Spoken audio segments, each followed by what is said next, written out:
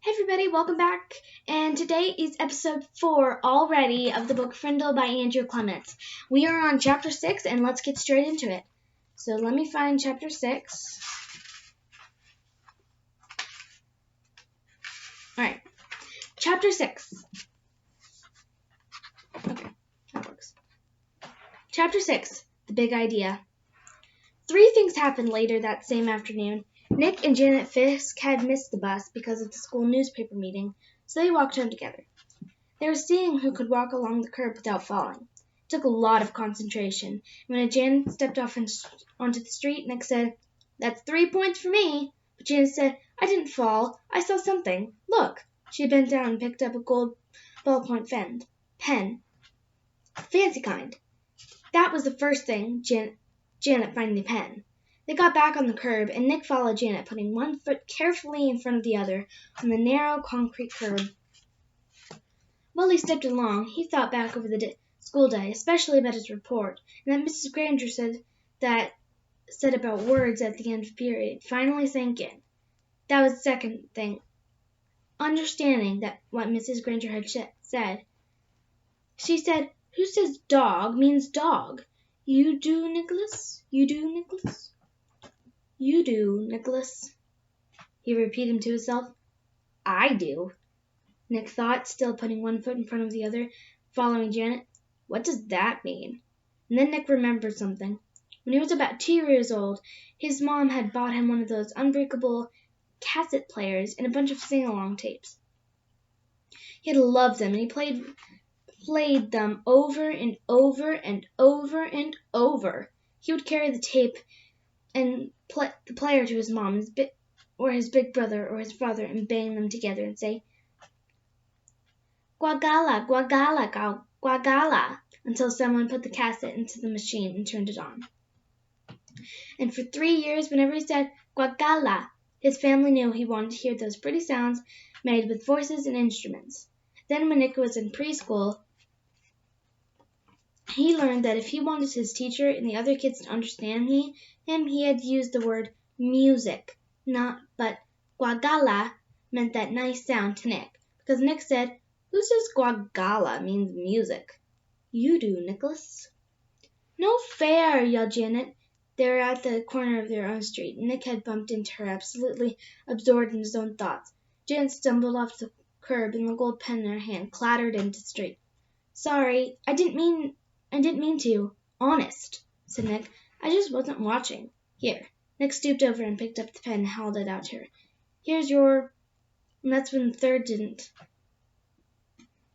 And that's the third thing happened. Nick didn't say pen. Instead, he said, "Here's your Frindle." "Frindle?" Janet took her pen and looked at him like he was nuts. She wrinkled her nose and said, "What's a Frindle?" Nick grinned and said, "You'll find out. See you later." It was there at the corner of Spring Street and South Grand Avenue at one block from home on a September afternoon. That's when Nick got the big idea. So here's Nick and Janet on the corner. When Nick was giving the pen back to Janet and when he called it a Frindle.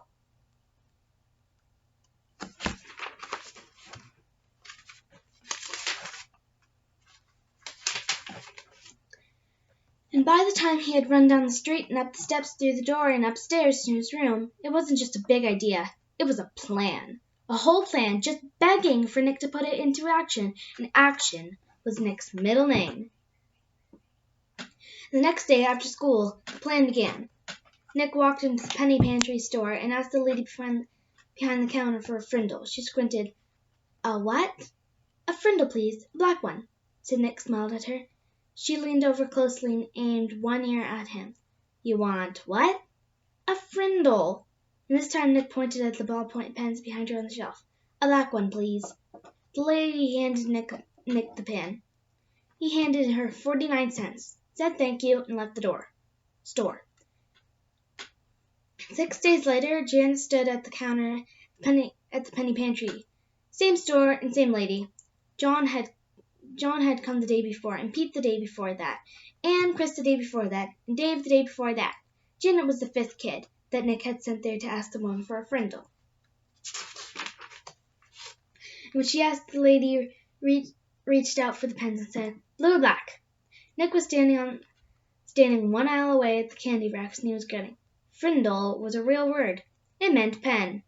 Who says Frindle means pen? You do, Nicholas.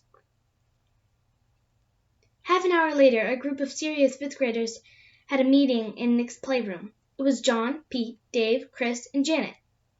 Add Nick, and that's 6 kids. 6 secret agents. They held up their right hands and read the oath that Nick had written out. From this day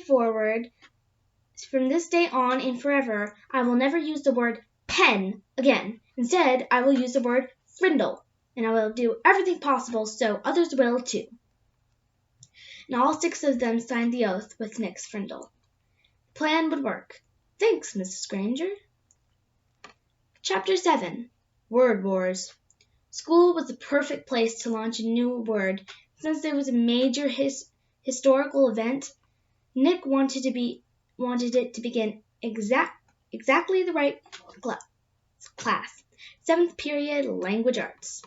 Nick raised his hand first thing after the bell rang and said, "Mrs. Granger, I forgot my Frindle." Sitting 3 ways a row, John blurted out, "I have an extra one you can borrow, Nick." Then John made a big show of looking for something in his backpack. "I think I have an extra Frindle. I told my mom to get me 3 or 4. I'm sure I have an extra Frindle here yesterday, but I must have taken it. Oh, wait. Oh, yeah, here it is." And then John made a big show of throwing it over to Nick, and Nick missed it on purpose. Then he made a big show of finding it. Mrs. Granger and every kid in the class got the message loud and clear that the black plastic thing that Nick borrowed from John, had a funny name, a different name, a new name. Frindle. There was a lot of giggling, but Mrs. Granger turned up the power in her eyes and swept the room into silence. The rest of the class went according to her plan. As everyone was leaving after class, Mrs. Granger said, "Nicholas, I'd like to have a word with you." And she emphasized the word word. Nick's mouth felt dry, and he gulped, but his mind stayed clear. He walked up to her desk. "Yes, Mrs. Granger?" "It's a fun idea, Nicholas, but I will not have my class disrupted again. Is that clear?" Her eyes were lit up, but mostly light, not much heat. "Idea? What idea?" asked Nick, and he tried to make his eyes as blank as possible. "You know what I mean, Nicholas. I am talking about the performance that you and John give at the start of class. I'm talking about this." She held up a pen, an old maroon fountain pen with a blue cap. "But I really didn't have a Frindle with me," said Nick, amazed at his own bravery, and hiding behind his glasses, Nick kept his eyes wide and blank. Mrs. Granger's eyes flashed and then narrowed. Her lips formed a thin, hard line. She was quiet for a few seconds, and then she said, "I see. Very well. Then I guess you have nothing more to discuss today, Nicholas. You may go." "Thanks, Mrs. Granger," said Nick, and he grabbed his backpack and headed for the door. And then he was just stepping into the hallway, he said, "I promise I won't ever forget my Frindle again. Bye." Alright, this is chapter 8, and I'm going to stop there. I've read 2 chapters, and that's about enough. Don't forget to watch the next episode to see what happens next in Frindle. And now you know Frindle means pen. But don't say pen, because it's Frindle. Bye!